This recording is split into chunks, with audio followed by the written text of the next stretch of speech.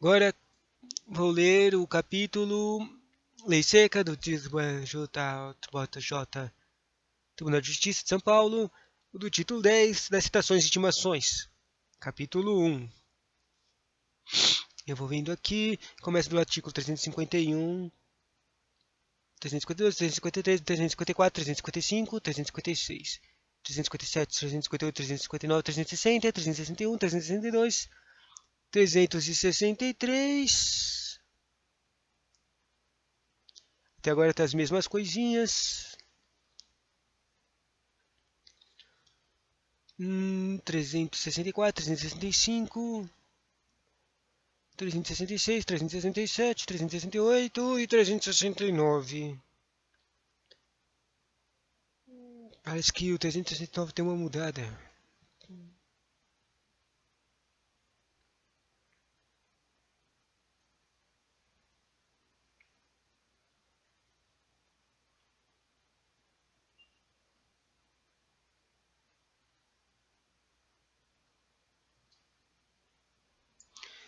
Aqui tem uma confirmação, um treco extra de ligações estrangeiras. Tudo isso aqui eu estou com o conteúdo certinho. Vamos lá.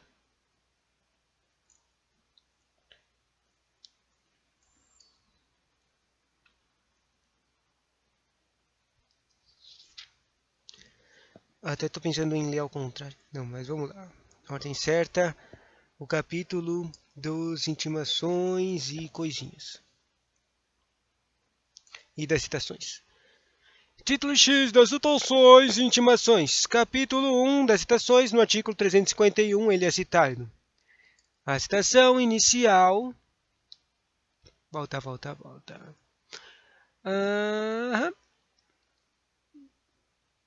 A citação inicial far-se-á por mandato quando o réu estiver no território sujeito à jurisdição do juiz que a houver ordenado.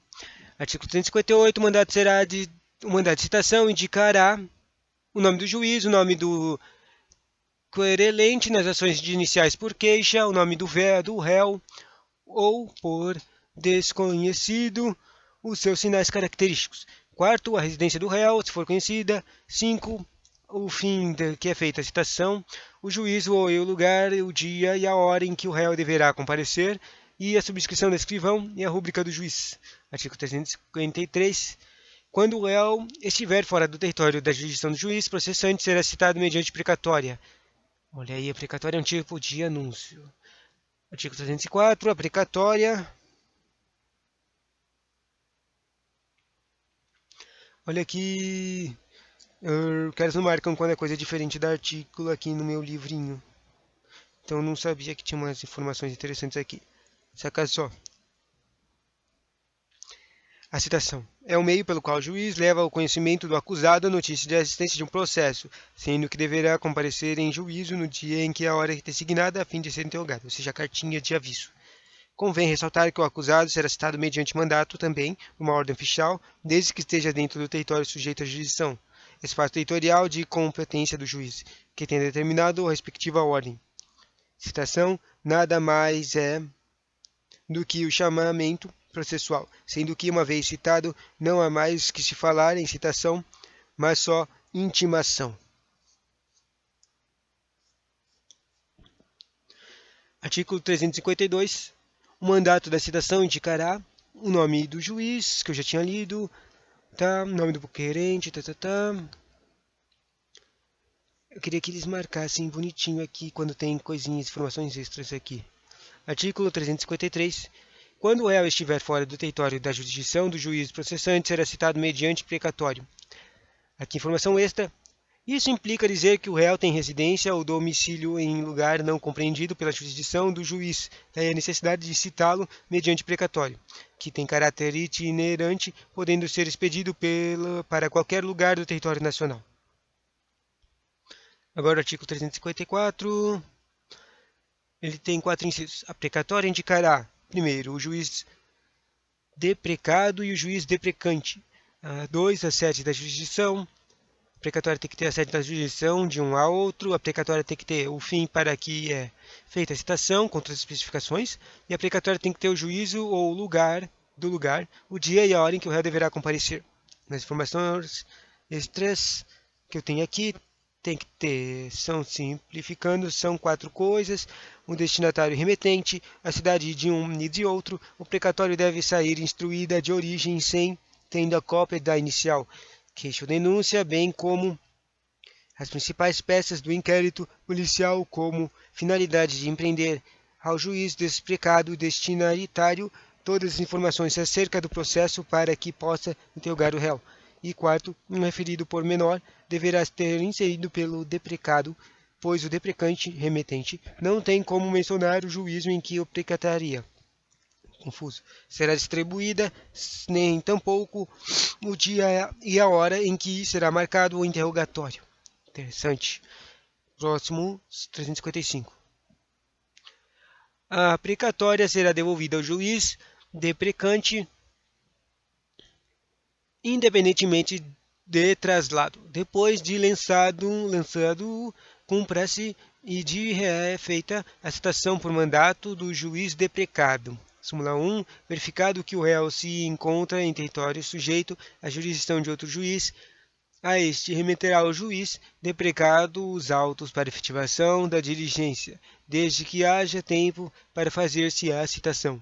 Súmula 2. Certificado pelo oficial de justiça que o réu se oculta para não ser citado, a precatória será imediatamente devolvida para o fim previsto no artigo 362. Acabei lendo tudinho do artigo 355, mas conteúdo extra tem aqui. A precatória ela será devolvida sem o que o juiz deprecado seja obrigado a guardar consigo quaisquer cópias translado após o despacho que o autoriza ao cumprimento e após realiza a citação por mandato que mediante sua ordem foi cumprido. Salienta-se que o juiz deprecado autoriza o cumprimento da precatória, consequentemente elaborando o mandato e ordena a citação do réu. Confizinho, daí da súmula 1, o extra é: cumpre destacar que tão logo o juiz deprecado tome conhecimento que o réu encontra-se em território sujeito à jurisdição de outro juiz, deverá providenciar o envio dos autos com a seguinte ressalva, desde que haja tempo para fazer a citação. E da súmula 2, caso o oficial da justiça do juiz deprecado certifique-se de que o réu oculta-se para não ser citado, o juiz deprecado devolverá a precatória imediatamente ao juiz deprecante para que esse possa providenciar a situação com hora certa. Bum! Voltando, artigo 356. Se houver urgência, a precatória que conterá um resumo dos requisitos enumerados no artigo 354 poderá ser expedida por via telegráfica, depois de reconhecida a firma do juiz, do que a atestação expeditora mencionará. Conteúdo extra. Embora o respectivo artigo mencione via telegráfica, sendo cedido só que referido meio tecnológico não existe mais, para o efeito de concursos é o que deve ser repreendido, contanto que na mensagem telegráfica conste a síntese dos requisitos do artigo 354 do CPP, Código Processual Penal, bem como o recolhimento de assinatura do juiz deprecante, sendo que o departamento encarregado de enviar a mensagem, estação expedidora, mencionará. No 354 fala das coisas, informação da precatória, né? O juiz deprecante, sede, fim e o juiz do lugar que a hora vai ter a coisa, né? Interessante, se houver justiça tem outro tipo de comunicado, né? Artigo 357. São requisitos de citação por mandato. 2. A leitura do mandato diz, ou citando pelo ofício e entrega da contrafé, no qual se menciona dia e hora do citação. 2. Tem que ter citação por mandato, uma declaração do oficial na certidão de entrega da contrafé e sua citação de recusa. Mesma coisa que eu tenho aqui, conteúdo extra. Frise-se que o oficial não precisa mencionar as razões que levaram o réu a aceitar ou recusar o contrafé. Não precisa. Frisa-se que não precisa de razões. Que estranho. 358. Artigo 358. A citação do militar far-se-á por intermédio do chefe do respectivo serviço. Conteúdo extra. A única seção no CPP em que o réu não será citado pessoalmente, ou seja, o militar. Interessante. Que triste. Artigo 359. O dia designado para funcionário público comparecer em juízo como acusado será notificado assim a ele como ao chefe de sua repartição. Conteúdo extra será notificado no dia e da hora em que comparecerá em juízo como acusado, bem como também deverá ser notificado o chefe da repartição. Próximo. Referido dispositivo tem como finalidade não colher a administração pública de surpresa. Próximo, artigo 360. Se o réu estiver preso, será pessoalmente citado. Certo? 361. Se o réu não for encontrado, será citado por edital com prazo de 15 dias. Certo? Eu vou pegar aqui uma caneta de brilhar.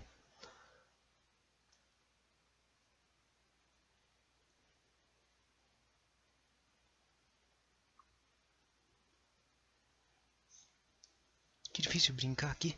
Bom, 362. Parágrafo 1. Verificando-se que o réu se oculta para não ser citado, o oficial de justiça certificará de ocorrência e procederá à citação com hora certa, na forma estabelecida no artigo 227 a 229 da Lei 5.869, de 11 de janeiro do Código Processual Penal. Parágrafo único. Completada a citação com hora certa, se o acusado não comparecer, ser-lhe-á nomeado defensor dativo.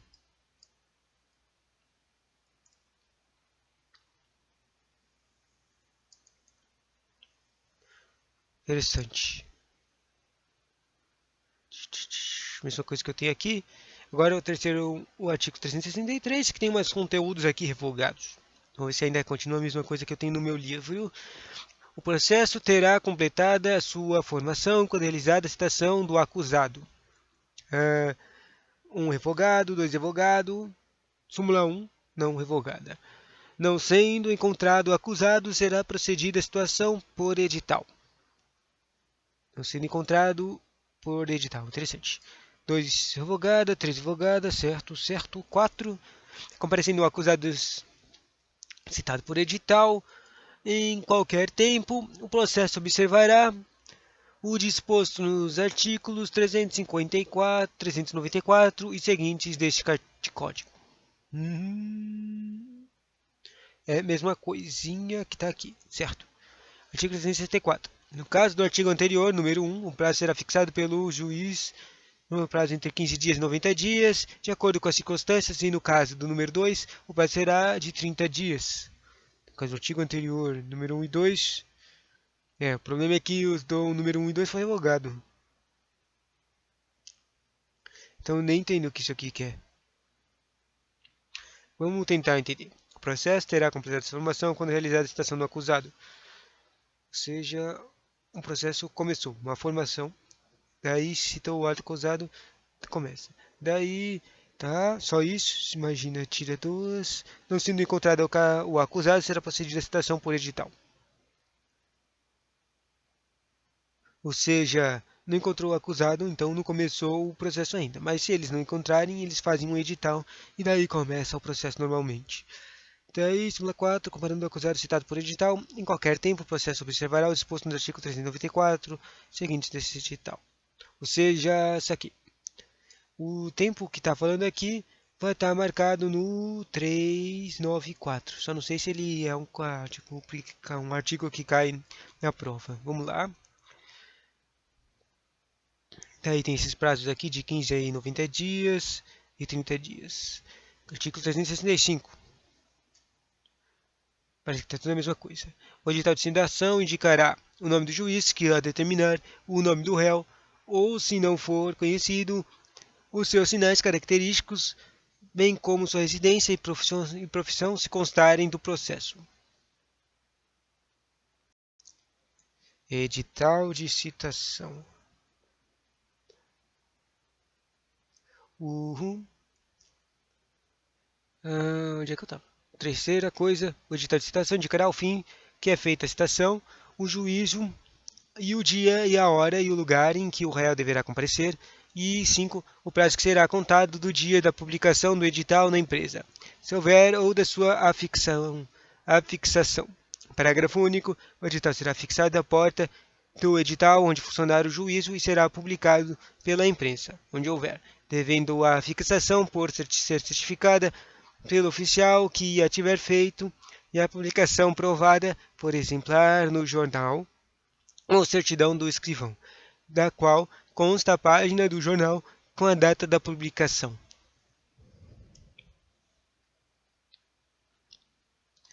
Sinistro esse artigo 365. Daqui tem umas informações extras desses 4 incisos. Nome e sobrenome do réu, caso não se conheçam, no edital indicará as suas características físicas e residência e profissão. Frise-se que a residência e profissão não serão consideradas dados preponderantes para a citação, que poderá ser realizada sem os respectivos pormenores. Segundo, a razão pela qual o réu está sendo processado, definida na denúncia ou queixa. Terceiro, a vara, o dia e a hora em que deverá comparecer para ser interrogado. E quarto, no tocante aos prazos, poderá ser de qualquer um dos 4 contados da publicação ou da fixação fundado no dia de interrogatório do réu.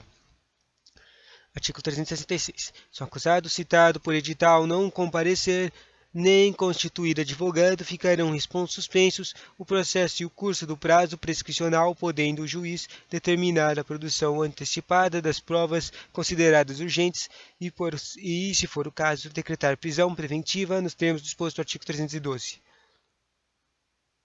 Mesma coisa aqui que eu tenho na lei aqui no computador. Artigo 367. O processo... Não, eu tenho um conteúdo extra aqui do 366. O réu foi citado por edital, certo? Súmula 1 e 2 revogado. O réu foi citado por edital, ele não compareceu, nem tampouco constituiu ou contratou um advogado. Daí o juiz determinará uma suspensão do processo, bem como do prazo prescricional, um prazo de prescrição, podendo adiantar a prova considerada urgente, testemunhal ou documental, com o intuito de não perdê-la com o tempo. E, se for o caso, decretar a prisão preventiva do réu e expedir mandato de prisão para que possa ser trazido à presença do juízo e, como a prescrição estará suspensa, pode demorar o tempo que for necessário para encontrá-lo. Interessante, não é? Artigo 367. O processo seguirá sem a presença de acusado que, citado ou intimado pessoalmente para qualquer ato deixar de comparecer sem motivo justificado ou, no caso de mudança de residência, não comunicar o novo endereço ao juízo. Conteúdo extra. O réu que for citado ou intimado pessoalmente não poderá deixar de atender ao chamamento processual sob pena de ser julgado à revelia, sem estar presente. Artigo 368. Estando o acusado no estrangeiro, em lugar sabido, será citado mediante carta rogatória, suspendendo-se o curso do prazo de prescrição até o seu cumprimento. Conteúdo extra, importante destacar que não basta estar no estrangeiro, é imperioso que esteja no lugar sabido, rua, cidade, país, etc. O curso do prazo prescricional fica suspenso tendo em vista o tempo que demora o envio e o cumprimento da rogatória, não raro, em muitos casos o processo atingirá a prescrição. E o último artigo desse capítulo, dessas citações, artigo 369. As citações que houveram de ser feitas em legações estrangeiras serão efetuadas mediante carta rogatória. Conteúdo extra. Legações estrangeiras são extensões da pátria de origem, como navio, avião e, naquela época, embaixada e consulado. Assim, indo ao rogatório para qualquer legação, não existe suspensão da prescrição, porque o artigo 369 nada prevê a este respeito. Ótimo. Continua no capítulo das intimações.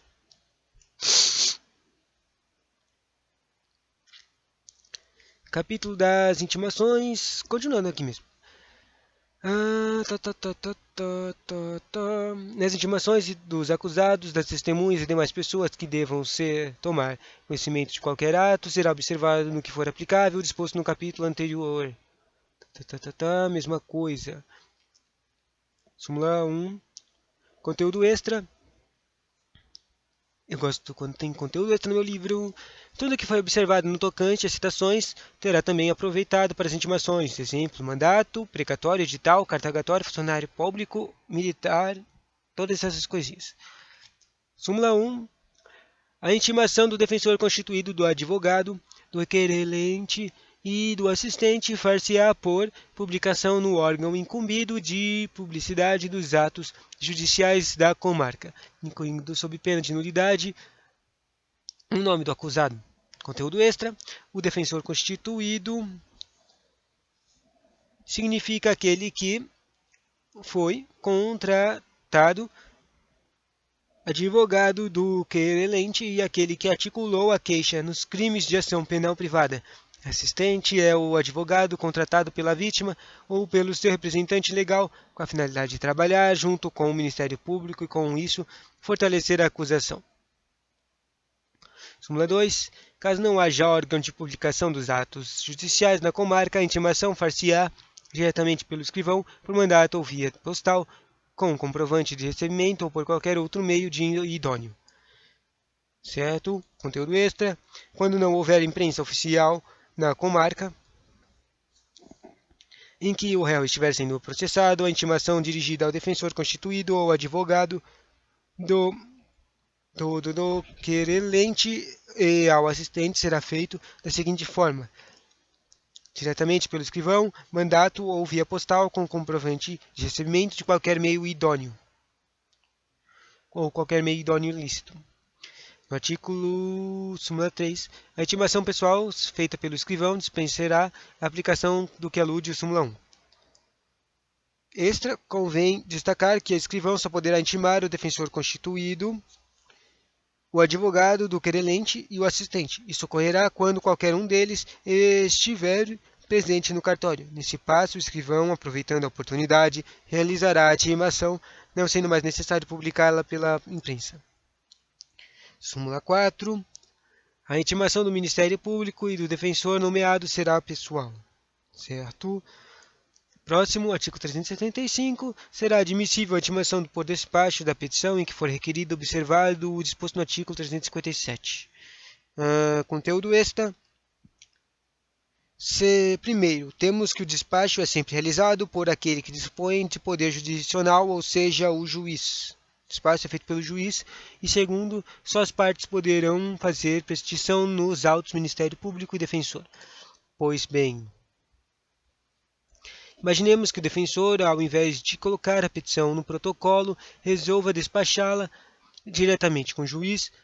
E no momento em que acaba de ser despachada, a petição é entregue ao peticionante, que já estará efetivamente intimado do despacho, que nada mais é do que o resultado do pedido. Contudo, precisamos observar sempre o disposto no artigo 357 do CPP, que diz respeito à leitura do mandato e à entrega do contrafé.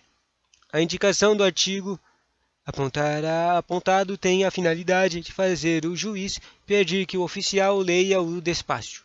Em analogia, semelhança com o mandato e entrega da petição despachada com o contrafé. Assim sendo, para efeitos de concurso, será sempre admitida a intimação por despacho em petição, sendo desnecessária a intimação por publicação. O defensor constituído advogado de querelente ou assistente, ou até pessoalmente no caso do Ministério Público e do defensor relativo. Continuando, o artigo 392. Quer dizer, 372 e o último aqui, das intimações. Adiada por qualquer motivo a instrução criminal, o juiz marcará deste logo, na presença das partes e testemunhas, dia e hora para seu prosseguimento, de que se lavrará nos termos e autos. Ótimo. Conteúdo extra. A audiência poderá ser adiada por qualquer motivo. O exemplo: o réu preso não é apresentado, embora requisitado. Todavia, estão representes promotor, defensor e testemunhas. Como a audiência não será realizada, o juiz levará um termo, ou seja, constará dos autos a razão pela qual a audiência não se realizou. Quem estará presente, tendo todos cientes do dia, da hora em que deverão retornar ao procedimento feito. Uhul! Pronto. Intimações de citação.